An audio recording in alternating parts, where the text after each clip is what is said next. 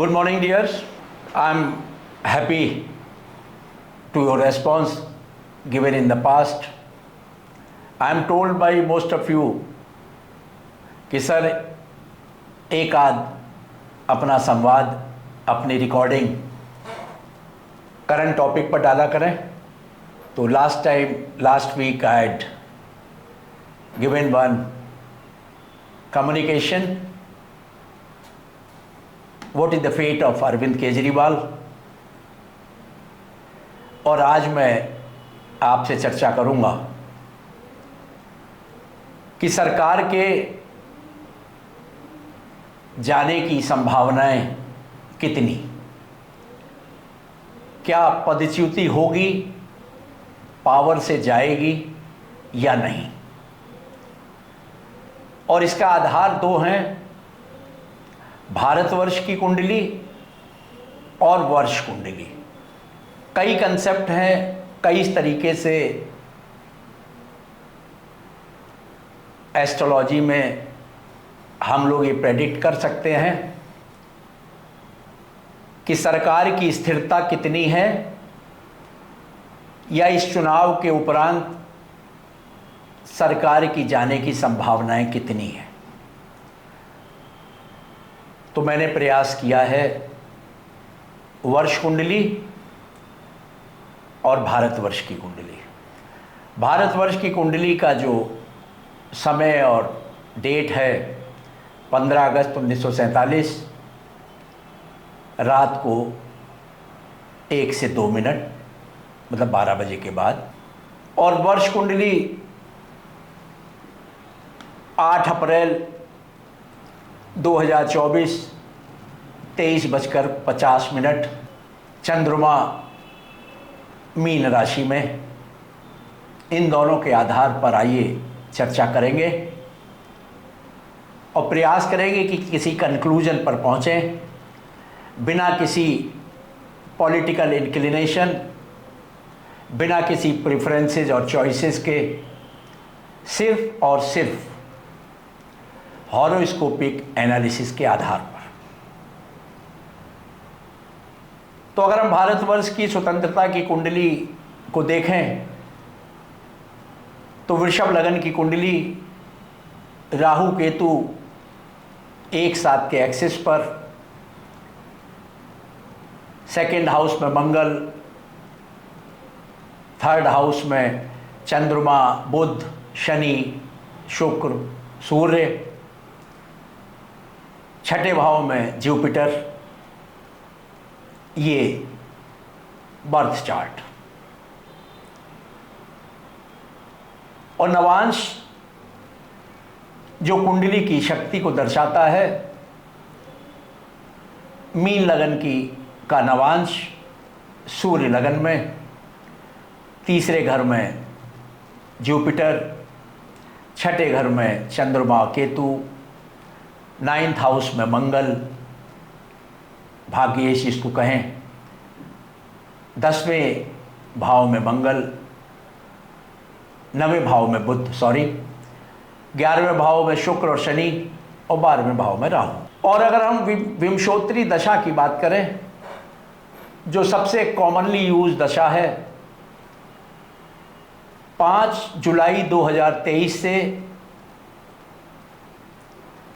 चंद्रमा में शुक्र, और ये दशा समाप्त हो गई 5 मार्च 2025 को. और वर्तमान में जो रनिंग दशा है वो चंद्रमा में सूर्य है.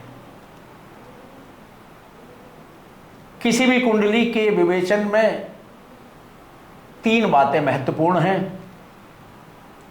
क्या उसका बर्थ चार्ट किसी प्रॉमिस को बता रहा है और उस प्रॉमिस का कन्फर्मेशन नवांश में हो रहा है या नहीं.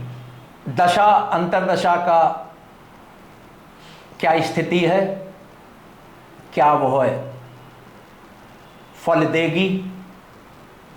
और तीसरा गोचर, ट्रांजिट, क्या ट्रांजिट के थ्रू वो फल की डिलीवरी होगी या नहीं. जब भी ये तीनों बातें मिलती हैं तब कोई भी घटना फलीभूत होती है। आइए हम इसी के आधार पर चर्चा करेंगे। भारतवर्ष की कुंडली का जो लगन है वो वृषभ है, और चैत्र मास की शुक्ल पक्ष की प्रतिपदा का जो लगन है वो धनु है। धनु का लॉर्ड जुपिटर और वृषभ का लॉर्ड शुक्र। भारतवर्ष की कुंडली में लग्नेश 3rd हाउस में बैठा हुआ है, और उसके साथ मैंने आपको बताया चंद्रमा, बुध, शनि और सूर्य बैठा हुआ है। हम आइए ब्रॉडली इसकी विवेचना करते हैं। भारतवर्ष की कुंडली का जो लगन वृषभ है, चैत मास शुक्ल की फर्स्ट डेट शुक्ल पक्ष की प्रतिपदा की कुंडली का 6ठा भाव है, क्योंकि इस वर्ष चार्ट के लगन में 9 नंबर की राशि है। अगर हम 9 से काउंट करें, 9, 10, 11, 12, 1, 2, छठे भाव। छठा भाव स्वयं में झगड़ा दर्शाता है कि लगन कुछ पीड़ित दिख रहा है, जो कॉन्फ्लिक्ट दर्शा रहा है। भारतवर्ष की कुंडली का अष्टम भाव, भारतवर्ष की कुंडली का अष्टम भाव क्या है? देखिए आप, 2, 3, 4, 5, 6, 7, 8, 9, धनु। यह अपने से अष्टम भाव में इस वर्ष की कुंडली के लगन में आता है। अष्टम से अष्टम, पुनः झगड़ा, बदलाव, कुछ ऐसी स्थितियां जो क्योर नहीं हो पाएंगी, इनक्योरेबल होंगी। तो यहां पर लगन में जो बदलाव वर्ष कुंडली में आया वो 6-8 के संबंध को दर्शाता है, और 6-8 का संबंध हमेशा एक खराब संबंध होता है, वर्तमान के लिए खराब, कि कुछ ना कुछ बदलाव अवश्य दिखाता है। ये धनु वर्ष कुंडली का लगन है, एक सबसे बेहतरीन लगन कहलाता है, उत्कृष्ट लगन है। लेकिन भारतवर्ष की कुंडली में अष्टम भाव की राशि है। अष्टम भाव का स्वामी 6ठे भाव में बैठा हुआ है। वर्ष कुंडली में जो लग्नेश गुरु है वो जुपिटर 12वें भाव में बैठा हुआ है, 5वें भाव के स्वामी बुध के साथ बैठा हुआ है। अब आइए इसकी विवेचना करें। 5वां भाव 10वें भाव से अष्टम भाव है, पुनः 8वें का संबंध दर्शाता है, व्यवसाय के लिए खराब दिखाता है। बुध के साथ बैठा हुआ जुपिटर सत्ता का केंद्र में कंटिन्यूअस बदलाव की संभावनाएं हैं झगड़े फसाद के बाद में, क्योंकि राष्ट्र कुंडली में 10वें से 8वें भाव का स्वामी बुध है। वर्ष कुंडली में ये बुध जुपिटर के साथ बैठा हुआ है। इसका मतलब हुआ पंचमेश सत्ता के लिए परेशानी खड़ा कर रहा है।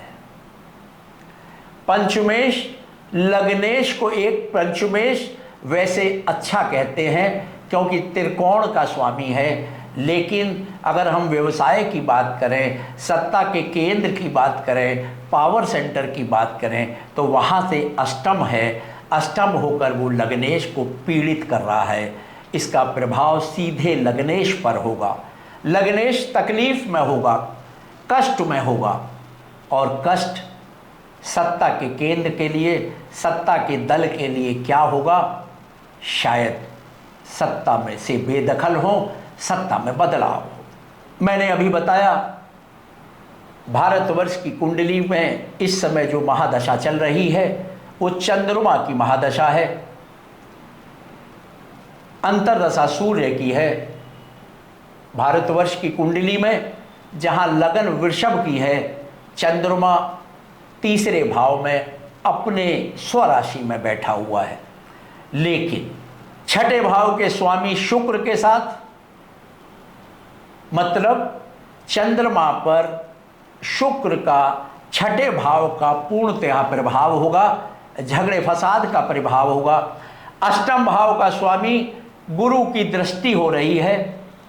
मैलेफिक प्लैनेट अशुभ ग्रह शनि, जो 9वें भाव और 10वें भाव का स्वामी है, जो पुनः योग कारक है क्योंकि त्रिकोणेश और केंद्र का मालिक है,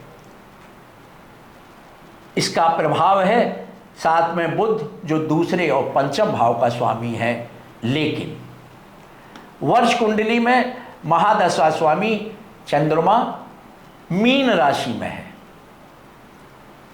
मीन राशि कहाँ है? जब धनु लगन की कुंडली है तो मीन राशि तीसरे भाव की हुई। भारतवर्ष की कुंडली में 11वें भाव में मीन राशि है, राहु केतु के एक्सेस पर है। छठे भाव का स्वामी शुक्र के साथ एवं चौथे भाव विरोधियों का है, जिसका स्वामी सूर्य बैठा है। सूर्य अपने मित्र की राशि जुपिटर की राशि में 11वें भाव में बैठा हुआ है। इसका डिस्पोजिटर गुरु है। गुरु 12वें भाव में 5वें भाव के स्वामी बुध के साथ बैठा हुआ है। चौथे भाव का स्वामी विरोधी भाव का स्वामी, 10वें भाव का स्वामी पावर सेंटर, जो सत्ता जिस पॉलिटिकल पार्टी की है। 10वें भाव में मंगल और शनि बैठा हुआ है। 11वें भाव में सूर्य महादशा चंद्रमा को पीड़ित कर रहा है, लग्नेश को पीड़ित कर रहा है।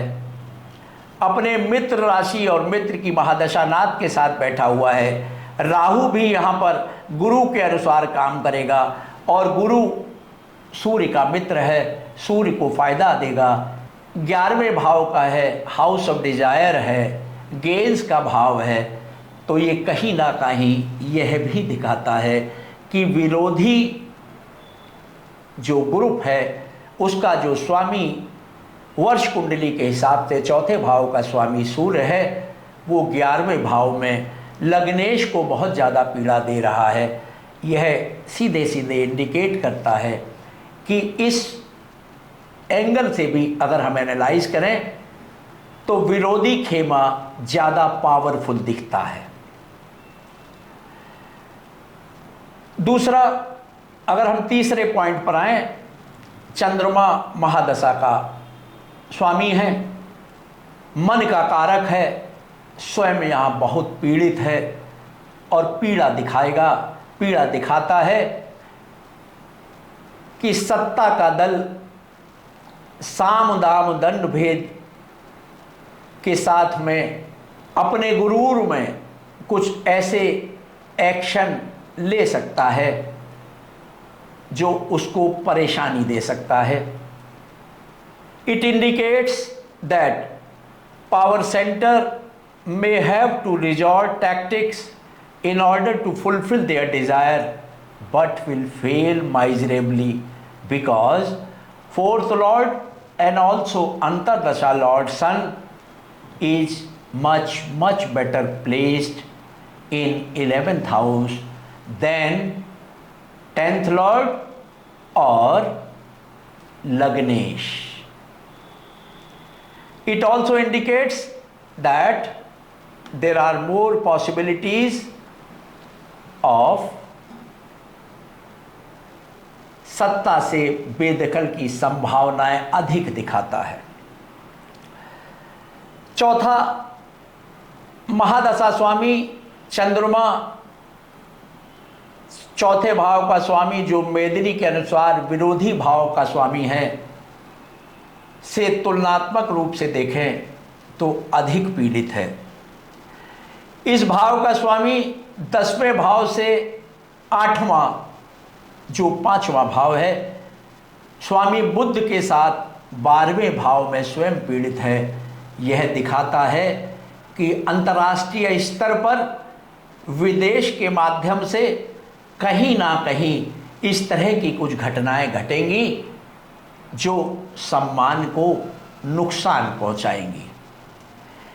जिस ग्रह की दशा चल रही है वह कहीं ना कहीं बदलाव की तरफ इशारा कर रहा है, क्योंकि विरोधी भाव का स्वामी अपने मित्र में घर में बैठकर शासन को प्रत्यक्ष चुनौती दे रहा है। आइए हम नवांश कुंडली की बात करें, क्योंकि बिना नवांश के किसी भी फलित पर हम पहुंच नहीं सकते। नवांश कुंडली के अनुसार भी चंद्रमा जो भारतवर्ष की कुंडली में छठे भाव में राहु केतु के एक्सेस पर बैठा है, वर्ष कुंडली में वहाँ से अपोजिट भाव 12वें भाव में छठे भाव के स्वामी सूर्य के साथ बैठा हुआ है। यहाँ भी महादशा का स्वामी चंद्रमा अत्याधिक पीड़ित है। यह बता रहा है कि कहीं ना कहीं विदेश से भारतवर्ष के मान सम्मान को ठेस अवश्य पहुंचेगी। और आपने देखा होगा अरविंद केजरीवाल के एपिसोड पर 2-3 देशों ने इसकी कड़ी आलोचना की। D10 की बात करें, D10 में भी महादशा का स्वामी चंद्रमा 5वें भाव का स्वामी होकर 5वें भाव में बैठा है। अपने भाव में बैठना अच्छा लगता है, लेकिन छठे भाव का स्वामी जो सूर्य है, जो D1 में बर्थ चार्ट में चौथे भाव का स्वामी है, विरोधी भाव का स्वामी है, सीधे सीधे सत्ता को चुनौती दे रहा है, के साथ में विराजमान है। इसके अलावा महादशा स्वामी चंद्रमा अपने 10वें भाव से 8वें भाव का स्वामी होकर 8वें भाव में बैठा है। और 8वां भाव आप सभी जानते हैं कि यह बदलाव, अवरोध, ऑब्स्टेकल्स, समस्या, incurable, a disease that cannot be cured, या ऐसा कुछ जिसका हमने आपने सोचा नहीं होगा। आज के राजनीतिक पटल पर देखकर, दूरदर्शन के चैनल पर देखकर यही लगता है कि सत्ता से बेदखल वर्तमान में पॉलिटिकल पार्टी संभव नहीं है। लेकिन एस्ट्रोलॉजिकल चार्ट के माध्यम से ऐसा नहीं दिखता। यहां भी महादशा स्वामी अत्याधिक पीड़ित है। अंतर्दशा स्वामी विरोध भाव का भी स्वामी है, वो कहीं ना कहीं ओपनली चुनौती दे रहा है। तो अगर हम D1, D9 और D10 के माध्यम से हॉरोस्कोपिक चार्ट की एनालिसिस करें, दशा अंतर्दशा का संबंध वर्ष कुंडली विज़ राष्ट्र कुंडली में लगाएं, और वर्ष कुंडली प्रैक्टिकली आज की हम चर्चा करें तो that is a kind of transit. तो जब राष्ट्र कुंडली ने एक प्रॉमिस इंडिकेट किया कि जब भी तीसरे लॉर्ड की दशा आएगी, तीसरा लॉर्ड 10वें भाव से, व्यवसाय के भाव से छठा भाव है। छठा भाव रोग रिपुरून ब्रॉडली कहते हैं। हमने कम से कम 500 कुंडलियों में यह अध्ययन किया, अनुसंधान किया भारतीय विद्या भवन में, और ये पाया कि जब जब व्यवसाय में तीसरे थर्ड लॉर्ड की दशा आती है तो कष्ट देती है, बदलाव देती है। ये एक बार नहीं, कई बार ये अनुसंधान कर चुके हैं। और राष्ट्र कुंडली का थर्ड लॉर्ड चंद्रमा की महादशा चल रही है। अंतर्दशा चौथे भाव की चल रही है। मैदिनी के अनुसार चौथा भाव विरोधियों का भाव है। इसी प्रकार 10वें भाव में 2 मैलेफिक प्लैनेट बहुत पीड़ा दे रहे हैं।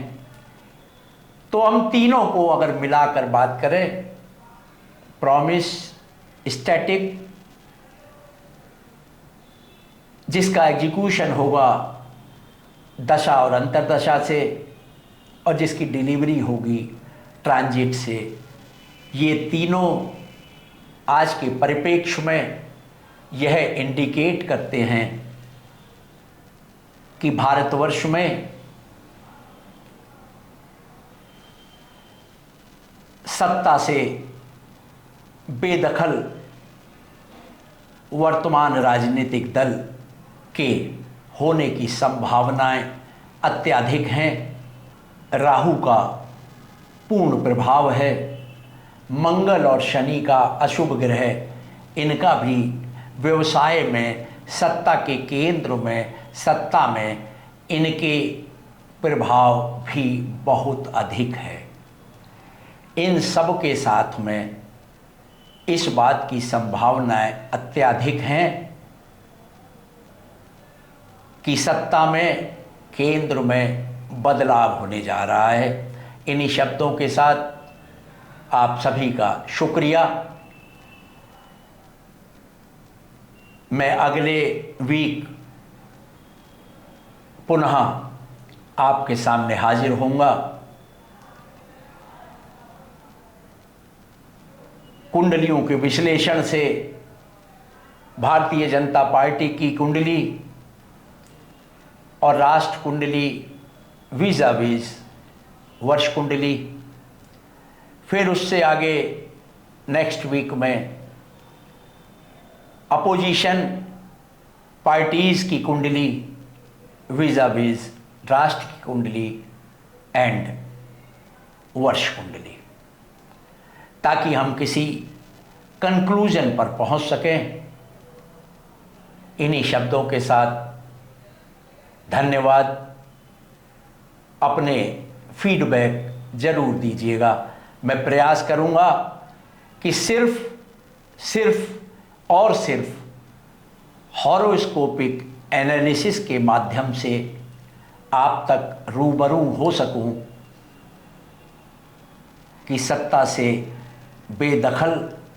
दखल होगा या नहीं। इन्हीं शब्दों के साथ थैंक यू।